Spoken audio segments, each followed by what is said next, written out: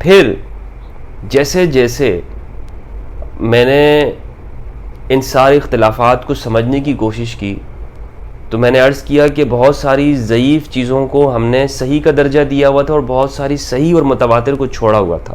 وہ احادیث میرے سامنے آئیں تو ان میں حدیث الثقلین سب سے پہلے. حدیث الثقلین، حدیث الموالات، حدیث المنزلہ، ان روایات کو جب میں نے پڑھا اور میں نے اس کی اچھی طرح تحقیق کی تو معلوم ہوا کہ ہمارے ہاں خطبوں میں کچھ اور ہوتا ہے، جمہوریت اور اکثریت کچھ اور کہہ رہی ہے، اور احادیث جو صحیح ہیں متواتر ہیں ان کو بیان تک نہیں کیا جاتا. لہٰذا قرآن اور یعنی الثقلین، قرآن اور اہل البیت، یہ میرے سامنے اب بحیثیت میرے نظریے اور فکر کے ہے کہ میں یہ سمجھتا ہوں کہ یہ دو چیزیں ایسی ہیں کہ امت نے من حیث الاجتماع مجموعی طور پر ان دونوں کو چھوڑا ہوا ہے. قرآن مجید میں تدبر کو چھوڑ دیا ہے، اسی لیے یہ قرآن مجید بروز محشر یہ شکوہ کرے گا، رسول اللہ شکوہ کریں گے صلی اللہ علیہ وآلہ وسلم کہ لوگوں نے قرآن کو چھوڑ دیا تھا. اور اہل البیت علیہم السلام، ان کی جب میں نے تاریخ پڑھی، اور یہ تاریخ میں نے شیعہ کے کتابوں سے نہیں پڑھی، بہت کم میں نے ان کی کتابیں بلکہ نہ ہونے کے برابر میں نے پڑھی ہوں گی، اور بلکہ اگر آپ مجھ سے پوچھیں تو نام بھی میں جلد نہیں لے سکوں گا. اس کی وجہ یہ ہے کہ ان کی کتابیں میرے سامنے نہیں ہیں. اپنی کتابیں میں نے ساری وہ پڑھیں جو اہل البیت علیہم السلام کے حوالے سے تھی، جیسے امام ابو زہرہ کی الامام الصادق، امام ابو زہرہ رحمہ اللہ کی الامام زید، امام ابو حنیفہ، یہ کتابیں میں نے پڑھی.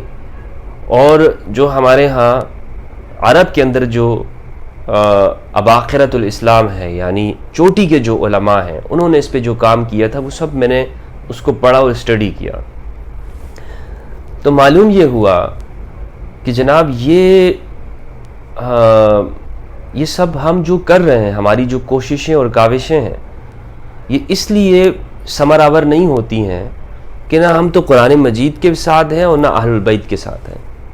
اور اہل البیت کی جو پوری تاریخ جب میں نے اس کو پڑھی نا اپنی کتابوں سے، تو ہر دور میں شروع سے لے کر آخر تک یہ معلوم ہوا کہ یہ مظلوم ہستیاں ہیں. امام علی بن ابی طالب علیہم السلام کی زندگی آپ دیکھ لیجئے. آپ دور نہ جائیے، آپ ابو الحسن علی ندوی رحمہ اللہ کی المرتضیٰ پڑھیں، یہ کتاب ہے، یعنی یہ دیوبند سے ندوہ کے ہیں. تو آپ کو معلوم ہوگا امام علی علیہ السلام کے بارے میں کہ آپ کے مخالفین کون تھے، کیوں آپ کو مشکلات اور صعوبتیں اٹھانی پڑیں، کس آپ کی شخصیت کا علم ہوگا، امت کے اندر آپ کے امتیازات آپ کو معلوم ہوں گے. پھر صحیح بخاری کی کتاب المناقب پڑھیں، صحیح مسلم کے اندر مناقب علی پڑھیں، صحیح ستہ کے اندر جو مناقب علی ہیں ان کو سامنے رکھیں، امام علی کی سیرت کو سامنے رکھیں. عرب کے اندر جو کام ہوا ہے اہل سنت کے علماء نے کیا ہے. عباس اللقاد نے جو امام علی کے اوپر کتاب لکھی ہے اس کو پڑھیں. وہ تو خیر ایک پی ایچ ڈی لیول کا ایک ریسرچ کام ہے. میں بنیادی آپ کو کتابیں اگر بتاؤں تو امام علی اور پھر آگے اہل البیت علیہ السلام کی زندگی کو جب میں نے پڑھا، امام زید کو پڑھا، کیوں ان کے ساتھ ہمیشہ ہر دور کے اندر ظلم ناانصافیاں ہوئی ہیں. ہشام بن عبد الملک نے کیوں امام زید علیہ السلام کو وہ سزا دی کہ یہ کوئی سزا دینے کا طریقہ تھا کہ آپ کو جب آپ کو دفنا دیے گئے امام زید کو تو قبر سے نکالا گیا پھر سولی پہ لٹکا دیا گیا. یہ سارا ظلم کیوں ہوتا رہا ہے اہل بیت کے ساتھ؟ اس کو سوچنا شروع کیا میں نے. امام علی علیہ السلام کو ممبروں پر کیوں گالیاں دی جاتی تھیں؟ امام علی کے جو اصحاب تھے ان کو کیوں مکر، ہیلے اور دغا کے ساتھ ان کو شہید کیا گیا؟ مالک اشتر کو کیوں زہر دے کے مارا گیا؟ عمار بن یاسر کو کیوں شہید کیا گیا؟ حجر بن عدی کو کیوں اس طرح ہاتھ باندھ کے ان کو کیوں 6 افراد کے ساتھ قتل کیا گیا؟ عمرو بن الحمق الخزائی کو کیوں مارا گیا؟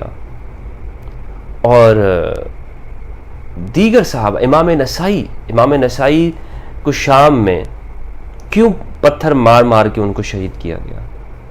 یہ اہل البیت علیہم السلام کے ساتھ ہی ہمیشہ یہ ظلم اور ان کے ماننے اور چاہنے والوں کے ساتھ کیوں ہوا ہے؟ فتوے ان کے اوپر ہی کیوں لگے ہیں؟ یہ سوالات ہیں، ان سوالوں کو ایک باضمیر انسان جس کا دل جاگتا ہوگا اسے سوچنا چاہیے۔ عقل اور فکر رکھنے والے انسان کے لیے یہ سوالات اس کو اٹھنے چاہیے تاکہ وہ سوچے۔ میں مولانا مودودی کی خلافت و ملوکیت کی بات ہی نہیں کرتا ہوں، شاید آپ نے بہت کم ہی میری گفتگو کے اندر کبھی خلافت و ملوکیت کا حوالہ سنا ہوگا، بلکہ میں نے کبھی دیا ہی نہیں ہے۔ اس کی وجہ یہ ہے کہ مولانا مودودی کے افکار اگرچہ خلافت و ملوکیت میں جو لکھا ہے جس طرح وہ ایک محققانہ انداز ہے، لیکن میں اس سے بھی اوپر اٹھ کے ہماری جو اہل السنت کی جو حدیث کی کتابیں ہیں وہاں جو کچھ لکھا ہوا ہے اس سے استدلال کرنے کی کوشش کرتا ہوں، اور وہ چیزیں میں نے اپنے سامنے رکھی ہیں۔ یعنی یہ کوئی خلافت و ملوکیت پڑھ کے میرے یہ نظریات نہیں ہوئے ہیں۔ خلافت و ملوکیت میں نے اگرچہ پڑھی ہے لیکن اس کا مجھ پہ کوئی اثر نہیں ہوا، اس لیے کہ میں اس سے پہلے صحیح مسلم پڑھ چکا ہوں، اس لیے کہ اس سے پہلے میں صحیح بخاری کے اندر وہ روایات پڑھ چکا ہوں، سقیفہ بنی ساعدہ کے وہ جو واقعات ہیں وہ صحیح بخاری کے اندر میں پڑھ چکا ہوں، تو مجھے خلافت و ملوکیت کا میرے اوپر کیا اثر ہوگا؟ تو اس لیے میں یہ بتا رہا ہوں کہ یہ جو ساری جو چیزیں میرے سامنے آئیں تو میں نے یہ طے کر لیا کہ امت کے اندر ایک بہت بڑے ریفارم کرنے کی ضرورت ہے، اور اس کے لیے میں نے یہ کوششیں شروع کی ہیں کہ لوگوں تک یہ پیغام پہنچایا جائے زیادہ سے زیادہ، کہ جس طرح امام ابو حنیفہ رحمہ اللہ کا الفقہ الاکبر کے اندر موقف ہے کہ ہم اہل قبلہ کی تکفیر نہیں کرتے، اہل قبلہ کی تکفیر نہیں کرتے، اور مولا علی قاری نے اس پہ جو شرح لکھی ہے وہ اس کو آپ پڑھیں، جو اس مقام کے اوپر انہوں نے لکھا ہے، اس کی وضاحت کی ہے کہ کسی کی تکفیر نہیں کی جائے۔ لہٰذا جو میرا مشن ہے بنیادی طور پر وہ بین المذاہب ہم آہنگی کا، اس کی ایک پوری تاریخ ہے، اس کے ساتھ ایک جدوجہد اور اسٹرگل ہے کہ ہم امت مسلمہ کے اندر یہ جو تکفیر کا یہ جو جرم اس کے اندر پھیلایا گیا ہے، دنیا بھر کی سیاستیں اس کے اندر انوالو ہوئی ہیں، اور قدیم دور کا ایک لٹریچر اس کے اندر شامل ہے، امت کو اس سے باہر نکالا جائے اور اس کو جسد واحد قرار دیا جائے، جسد واحد بنایا جائے حقیقی معنوں کے اندر۔ اس لیے میں سنی علماء کے پاس بھی، شیعہ علماء کے پاس بھی جا کر یہ کوشش میری ہوتی ہے کہ میں ان کے عقائد کو سمجھوں، جو ہم سنتے رہے تھے ان سے ہم لوگوں کو باہر نکالیں اور یہ غلط فہمیاں دور کریں۔